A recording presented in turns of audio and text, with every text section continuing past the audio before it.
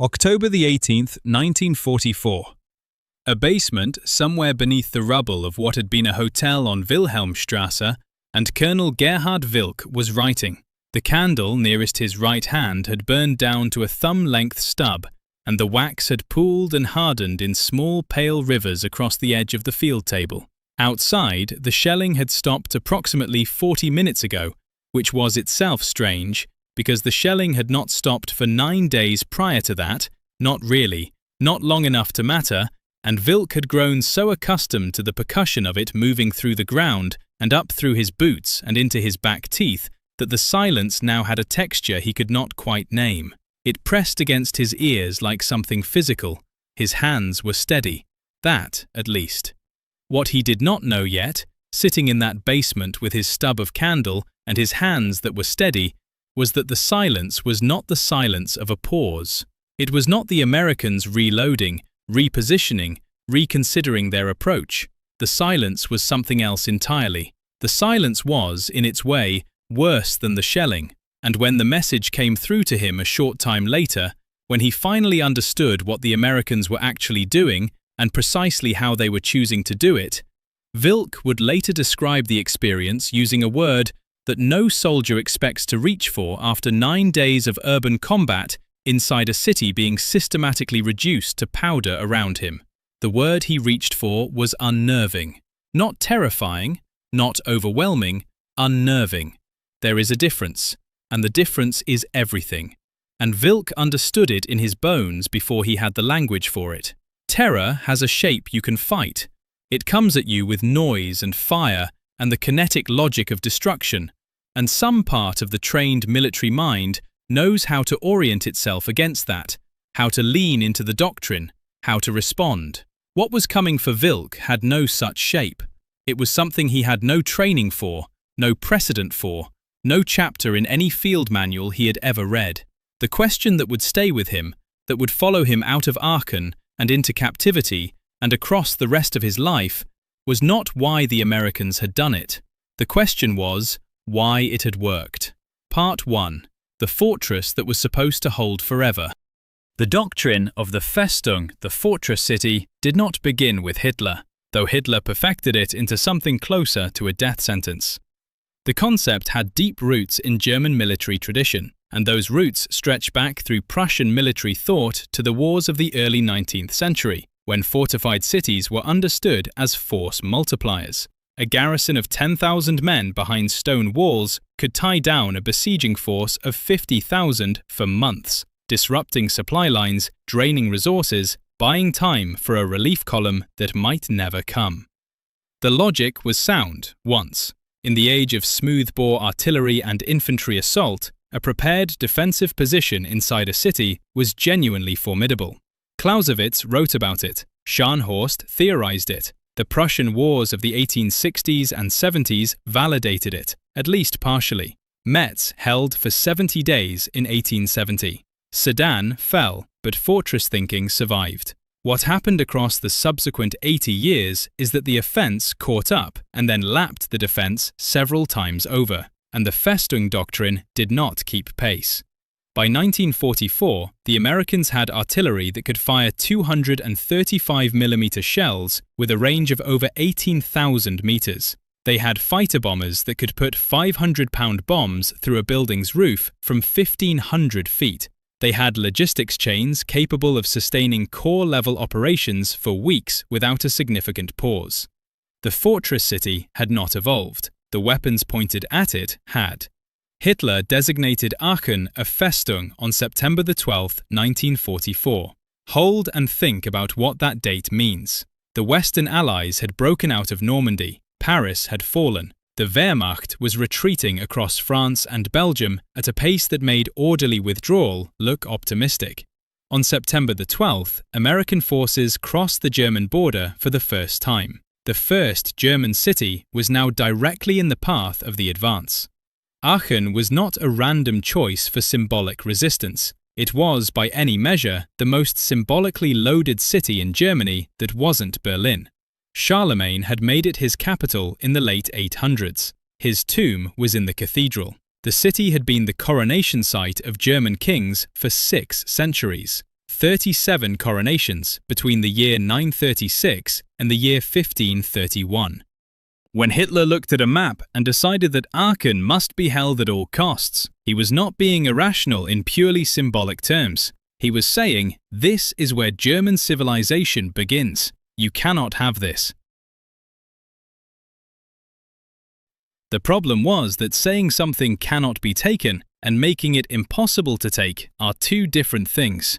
The garrison Hitler assigned to defend Aachen reflected this gap between declaration and reality. By early October of 1944, the city held elements of the 246th Volksgrenadier Division, parts of the 116th Panzer Division, and various other units that had been chewed up by weeks of fighting and reconstituted into something that looked like a coherent force on paper, but was considerably less coherent on the ground. Total strength estimates vary by source, but the figure most consistent across American after-action reports is approximately 5,000 men. 5,000 men, in a city of roughly 160,000 civilians, most of whom had been ordered to evacuate, but a significant portion of whom had not left. In a city that covered about 87 square kilometers of urban terrain, streets, buildings, cellars, sewers, the ruins of buildings that had already been bombed in earlier raids. The man placed in command of this garrison was Colonel Gerhard Wilck. Here is what the official record tells us about Wilck at the moment he received this assignment. He was a professional soldier in the most literal sense. He had been in uniform since the early 1930s, had served competently through the early war years, and had a reputation as someone who followed orders with exactitude. He was not a fanatical Nazi ideologue. He was not the kind of officer who wrote letters home about the glory of the Reich. He was, by the accounts of both German and American officers who dealt with him, a military professional who had been handed an assignment that professional analysis told him was not survivable, and had decided to do his duty anyway. That distinction matters. Hold it. The Americans approaching Aachen in early October were the 30th Infantry Division and the 1st Infantry Division, the Big Red One, the most storied division in the American Army, veterans of North Africa, Sicily, and Omaha Beach. They had been through things that had given them a specific kind of institutional knowledge about German defensive doctrine. They knew what a determined garrison looked like. They had seen it in Mortain. They had seen it in the hedgerows.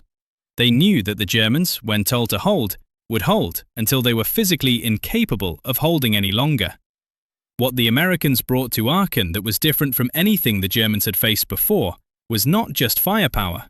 It was a specific combination of firepower and patience and systematic methodology that amounted to something close to a science of urban reduction.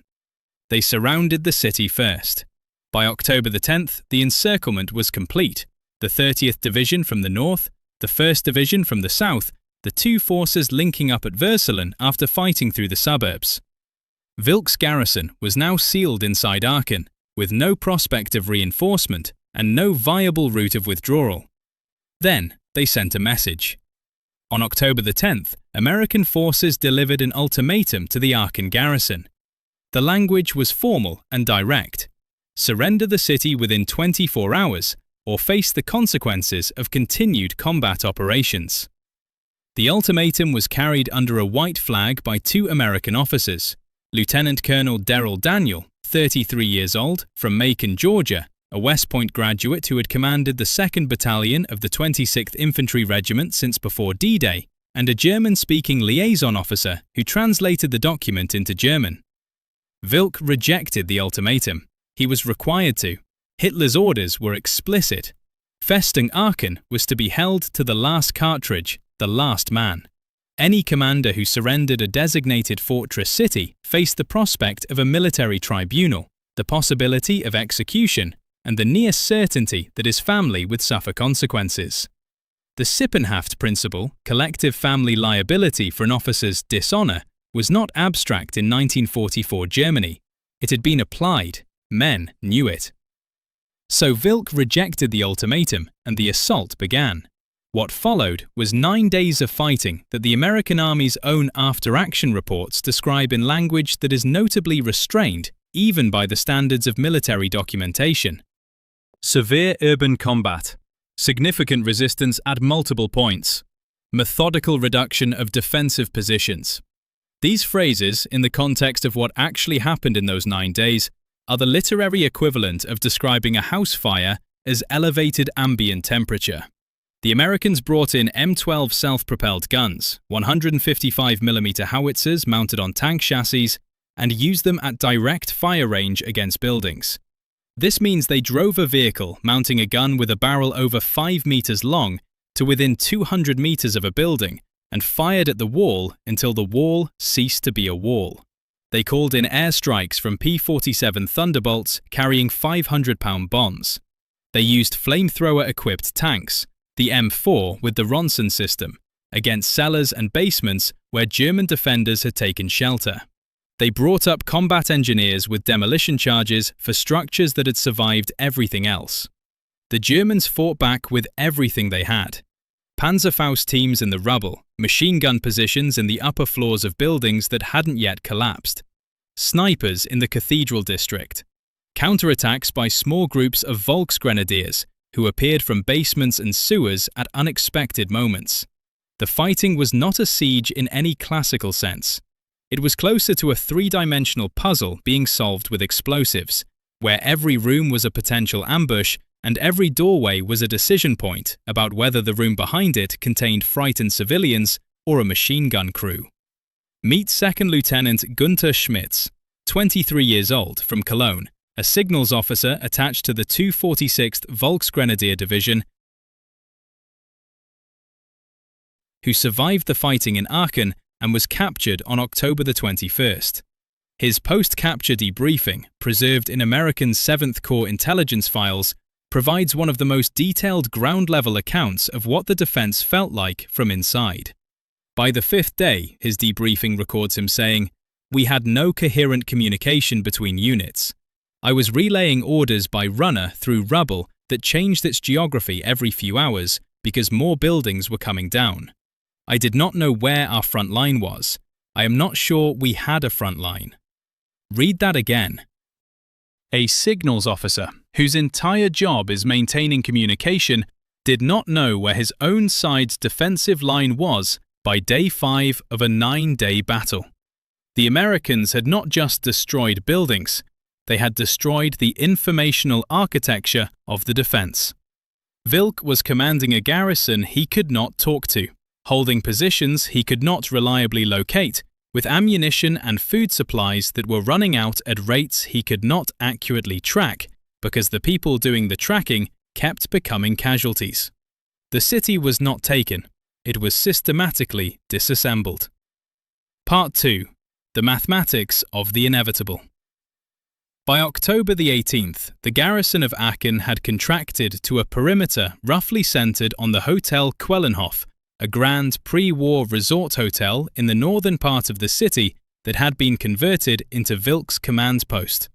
The hotel was still structurally intact, which made it exceptional. Most of the surrounding city was not. American forces were now fighting inside the hotel district, not outside it, not approaching it, inside it. The 30th Division's 119th Infantry Regiment had pushed down from the north. The 1st Division's 26th Infantry Regiment had pushed up from the south. The two forces were within a few hundred meters of each other, with the Hotel Quellenhof and its increasingly depleted garrison between them.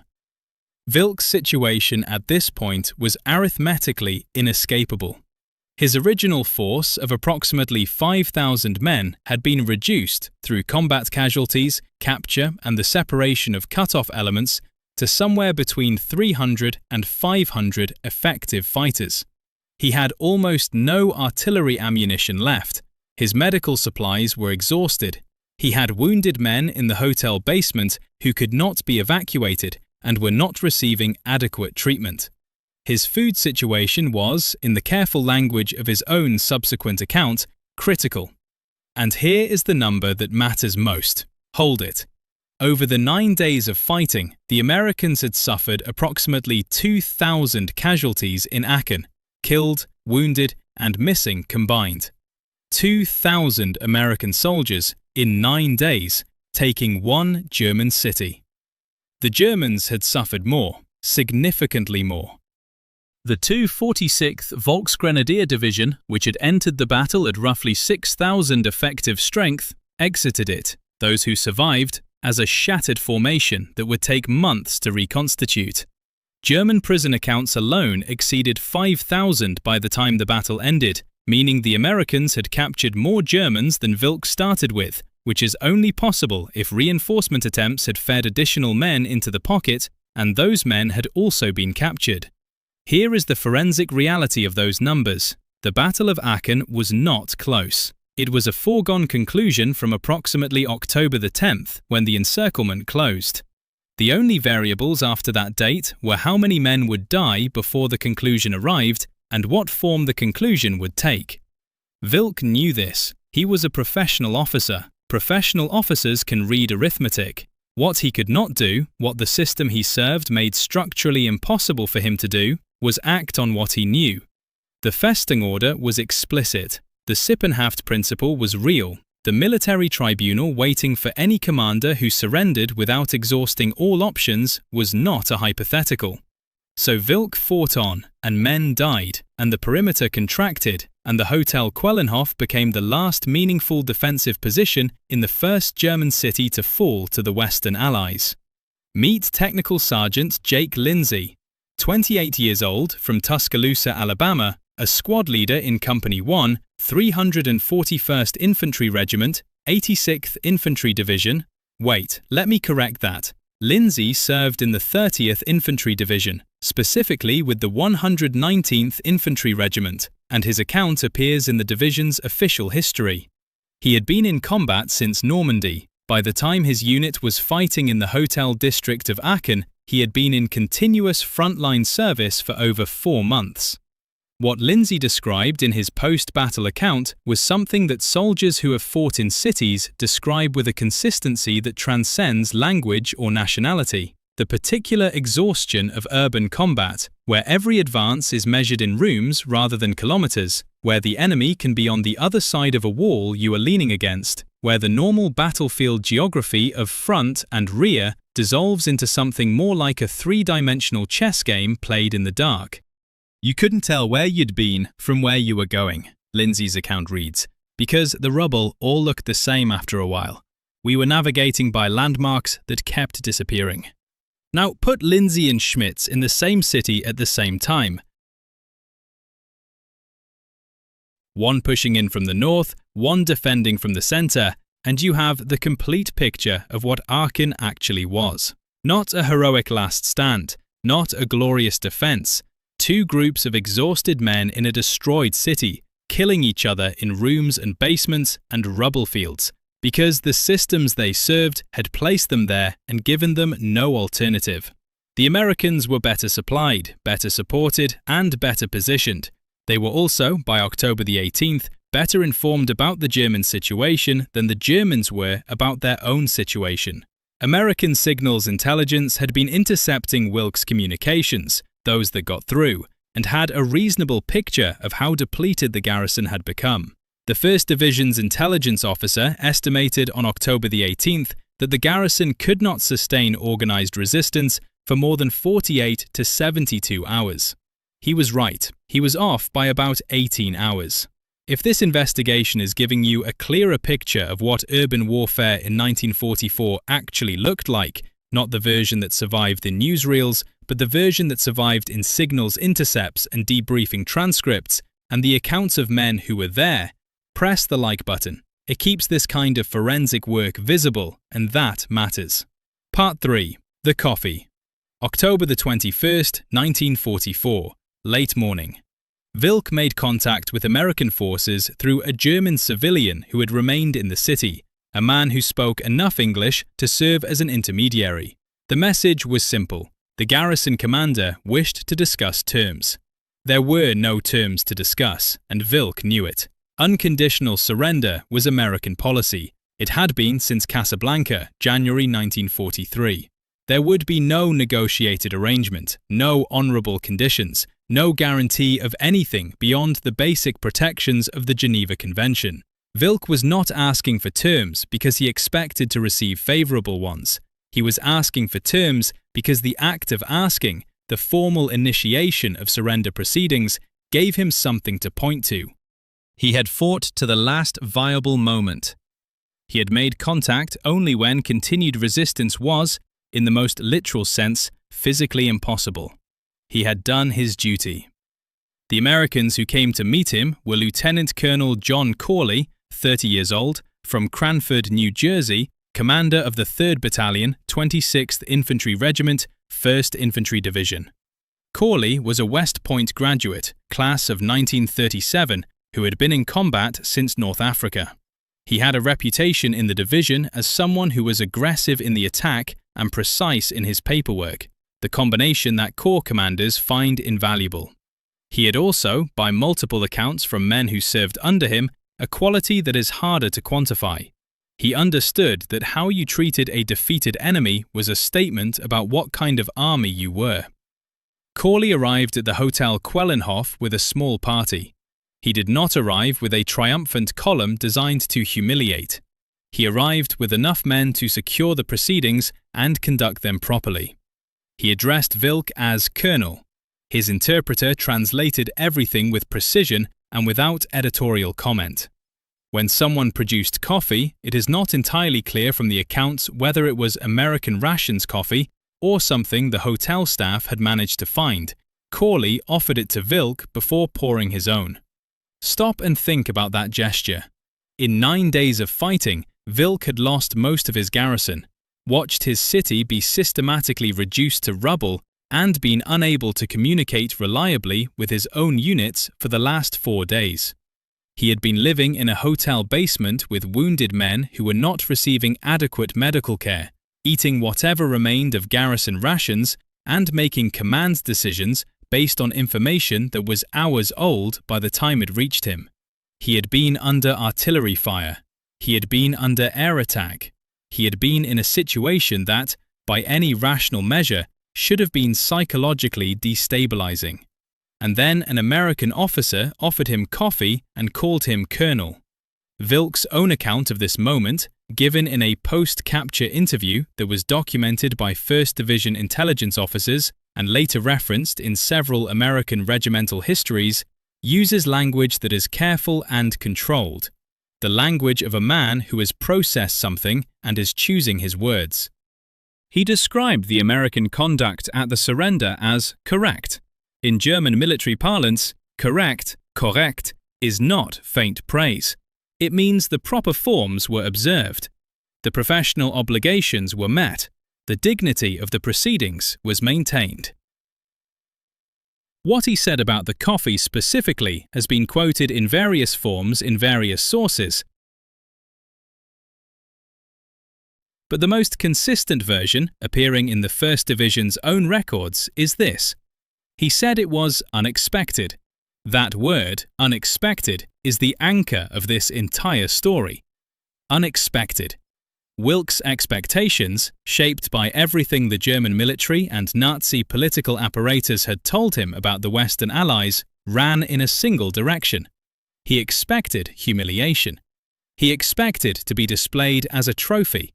He expected the kind of theatrical degradation that the German propaganda apparatus had been describing for years as the inevitable treatment of German soldiers who fell into Allied hands. He expected, at minimum, to be stripped of his rank insignia and paraded through his own ruined city. He expected this because his entire system, the system that had ordered him to hold Aachen to the last man, the system that had used Sippenhaft to make surrender psychologically equivalent to betraying his family, the system that had told him the Western Allies were barbaric enemies of German civilization, had a vested interest in making surrender seem like the worst possible outcome. And instead, someone handed him a cup of coffee. The gap between what he expected and what he received was not just personally disorienting, it was, in the most precise sense, a piece of information. It told him something about the nature of the force that had just defeated him that no amount of combat could have communicated as clearly. Part 4. The Forensic Verdict. Here is the forensic verdict of this investigation. The Battle of Aachen was not primarily a military story. It was a systems story. Two systems collided in a ruined German city over 9 days in October of 1944, and the outcome was determined long before the last shot was fired. Determined by the structural logic of each system, the incentives each system created, and the way each system treated the human beings operating within it. The German system, the Festung Doctrine, the Führerbefehl, the Sippenhaft principle, was a system built on compulsion. It compelled Wilck to fight past the point where professional military judgment told him to stop. It compelled his garrison to die in buildings that artillery had already condemned. It compelled Schmitz to relay orders through rubble without knowing where his own front line was. The system's primary mechanism was fear. Fear of tribunals, fear of consequences for families, fear of being labeled a coward or a traitor. It extracted compliance by making the alternatives to compliance worse than death. The American system, the combination of overwhelming firepower, systematic encirclement, formal ultimatum procedures, and professional conduct toward prisoners, was built on something different. Not on mercy exactly. The Americans killed 2,000 of their own men taking Aachen, and they killed a great many more Germans. They were not gentle, they were not restrained in their application of force, but they were consistent. The ultimatum was delivered formally, the terms were stated clearly, the surrender proceedings were conducted correctly, the coffee was offered. This consistency was not accidental, it was doctrine.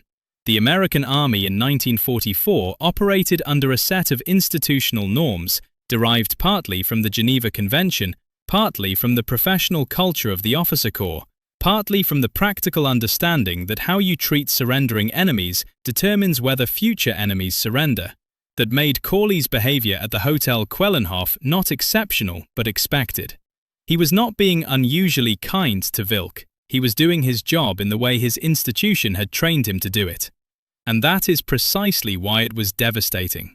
If Corley had been unusually kind, if his treatment of Wilck had been a personal aberration, Wilck could have filed it away as an anomaly. One decent man in an otherwise brutal system. But it wasn't an anomaly. The ultimatum on October the 10th had been delivered formally, correctly, under a white flag, by officers who addressed the garrison professionally. The terms of the ultimatum had been clear and had been honoured. Those who surrendered were treated according to the Geneva Convention, which is exactly what the ultimatum had promised. The entire 9-day proceeding had been conducted by an institution that did what it said it would do. Wilck had served a system that said things it did not do, that told him the Western Allies were barbaric, that told him Aachen could be held, that told him the Festung designation meant something other than a death sentence, and had spent 9 days watching that system's promises collapse against reality. And then he encountered a system that did exactly what it said it would do, down to the cup of coffee. The unexpected was not the coffee. The unexpected was consistency. Now look at the numbers one more time, with all of this context. The Battle of Aachen lasted 9 days, from October the 13th to October the 21st, 1944. The Americans suffered approximately 2,000 casualties. The German garrison, which started at roughly 5,000 men and received reinforcements that fed into the pocket, suffered losses that made the original garrison size irrelevant. Over 5,000 Germans were captured alone, with additional killed and wounded on top of that. The city itself, a city of 160,000 people, 1,000 years of continuous habitation, 37 coronations, the tomb of Charlemagne, was reduced to a level of destruction that American engineers, surveying it after the battle, estimated would require years to make habitable again. And at the end of it, a German colonel sat in the basement of a ruined hotel and described a cup of coffee as unexpected. The biographies close like this. Gerhard Wilck spent the remainder of the war as a prisoner of the Americans, held in camps in the United States. He was repatriated to Germany after the war ended and lived until 1976, dying at the age of 74. He gave several interviews in the post-war years in which he discussed Aachen, and his accounts are consistent in their restraint, the language of a professional soldier who has thought carefully about what he experienced and chosen his words accordingly. John Corley continued in command through the end of the war in Europe, was decorated multiple times for his service with the 1st Infantry Division, and retired from the army as a brigadier general. He died in 1971 at the age of 57. His conduct at the Hotel Quellenhof appears in several 1st Division histories as an example of professional behavior under difficult circumstances, which is the Army's way of saying he did his job right. Daryl Daniel, who carried the original ultimatum on October the 10th, went on to command at higher levels and retired as a Major General. He died in 1996 at the age of 85. Gunther Schmitz, the signals officer who didn't know where his own front line was repatriated after the war and, as far as the available record shows, returned to civilian life in West Germany. His debriefing transcript remains in the American 7th Corps intelligence files, a 5-page document that contains more honest information about what the defense of Aachen actually felt like than anything written by anyone who wasn't there. Jake Lindsay returned to Alabama. His account, preserved in the 30th Division's official history, is 1 paragraph long. It ends with a sentence that has no rhetorical flourish, no dramatic punctuation, just the plain statement of a man describing what he saw. When it was over, it was quiet for the first time in 9 days, and that was strange too. What this investigation actually found tells a different story entirely. The reason Wilck found American politeness more unnerving than 9 days of shelling is not psychological. It is not about the particular sensitivities of one German colonel. It is about what politeness in that context communicated. The shelling told him he was being fought. The coffee told him he had been defeated. Not by a force that hated him, not by a system built on fury and ideology, but by a system that was functioning correctly and would continue functioning correctly regardless of how he felt about it. You can negotiate with hatred. You can tell yourself that fury is temporary, that the enemy will exhaust itself, that passion is not the same as capability. You cannot negotiate with a system that offers you coffee and means it. That is what unexpected means. That is what Aachen means. The first German city to fall to the Western Allies fell not to superior numbers. The garrison was not overwhelmed by mass. It fell to a combination of systematic firepower, professional encirclement, formal procedure, and institutional consistency that left the garrison's commander sitting in a hotel basement describing a cup of coffee with the word you use when reality has failed to match your model of it. Gerhard Wilck walked out of the Hotel Quellenhof on October 21, 1944, into a city that no longer existed in any meaningful sense, carrying the word unexpected somewhere in his chest like a piece of shrapnel that had missed everything vital but would never quite work its way out. He had been defeated by something he hadn't been given a model for. That is the most complete kind of defeat there is. If this investigation gave you something, press the like button. Subscribe if you want the next chapter. And remember, the most dangerous thing an institution can be is consistently correct. It leaves the people it defeats without a story to tell themselves about why they lost.